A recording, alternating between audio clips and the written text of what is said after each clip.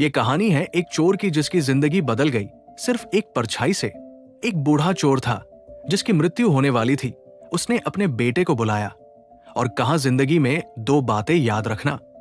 पहली, कभी ये बात मत मानना कि तुमने चोरी की है, और दूसरी बात, कभी भी किसी धार्मिक स्थान, मंदिर या आश्रम में मत जाना। और फिर उस बूढ़े चोर की मृत्यु हो गई। जो इसका बेटा था, ये लगातार चोरी पर चोरी करता गया, लेकिन एक दिन इसकी चोरी पकड़ी गई। एक घर में गया, वहां घरवाले जाग गए। लोगों ने इसका पीछा किया और वहां से भागते हुए चोर एक आश्रम में पहुंच गया जहां सत्संग चल रहा था। इस चोर ने अपने दोनों हाथ कान पर रख लिए, लेकिन तब भी एक लाइन सुनाई दे दी कि देवी देवताओं की परछाई नहीं होती। और फिर ये चोर पकड़ा गया। इसे राजा के सामने ले जाया गया। राजा ने कहा कि इसे कारागार में डाल दो और इससे उगलवाओं कि इसने चोरी की है। लेकिन चोर मानने को तैयार नहीं था। तो राजा ने एक रणनीति सोची।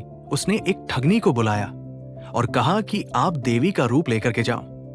भगवान के सामने तो सब सच बोल देते हैं। जब देवी बनकर वो ठगनी वहां पहुंची, नकली शेर पर सवार होके हाथों में मशाल लेकर के, तो ये जो चोर था ये सक पका गया और कहने लगा कि देवी माँ आपकी तो मैं पूजा करता था, आपने तो दर्शन दे दिए। फिर देवी माँ ने पूछा, बेटा अब तो सच बता दो, क्या तुमने चोरी की है? तभी इसकी नजर जमीन पर पड़ी। इसने देखा कि मशाल पे जो आग जल रही थी और वो जो देवी आई है उनकी तो परछाई बन रही है।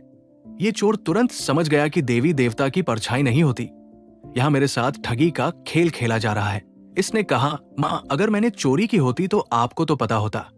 राजा और सभी सेनापति ये बात सुन रहे थे।